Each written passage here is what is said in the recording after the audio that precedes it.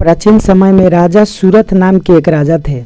राजा प्रजा की रक्षा में उदासीन रहने लगे थे, जिससे उनकी प्रजा उनसे अलग थलग रहने लगी थी, जिसके परिणाम स्वरूप पड़ोस के राजा उन पर हमला कर दिया और राजा सूरत की हार हुई।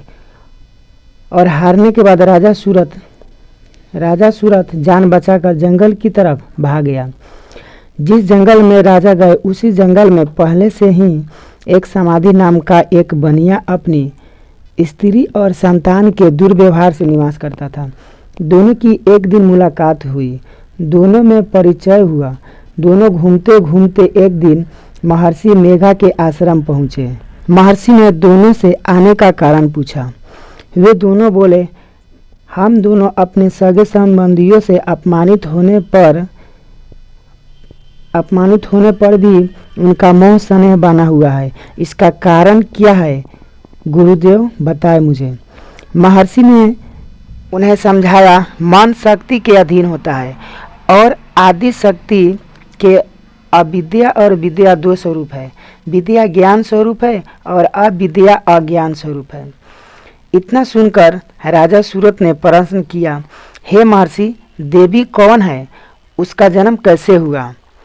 महर्षि बोले कि आप दोनों सुने, मैं उनके बारे में बता रहा हूँ।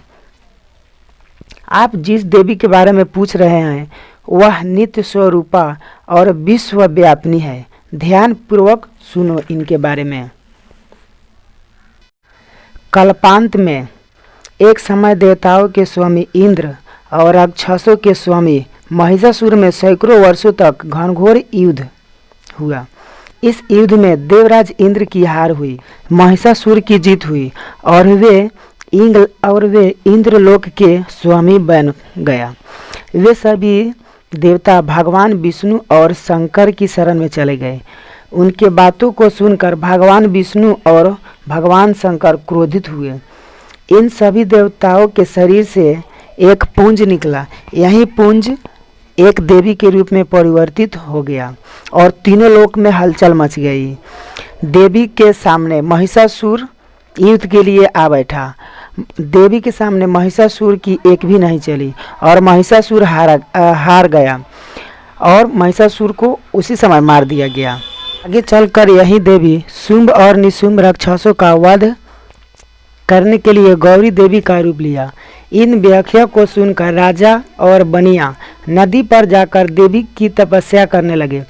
3 वर्ष तक घोर तपस्या किया और तपस्या करने के फलस्वरूप देवी ने वहाँ प्रकट हुआ और उन्हें आशीर्वाद दिया। इससे बनिया संसार के मोह से मुक्त होकर आत्मचिंतन में लग गए और राजा सूरत ने शत्रुओं पर आक्रमण करके विजय प्राप्त करके अपना वैभव प्राप्त कर लिया। तो उसी समय से अभी तक माँ दुर्गे, माँ देवी के रूप में नवरात्रि किया जाता है, जो अभी भी जारी है। तो यह कहानी आपको कैसे लगी आप लोग ज़रूर कमेंट में बताइएगा और चैनल पर नए हैं तो सब्सक्राइब कर लीजिए और लाइक बटन भी दबा दें। जय माता।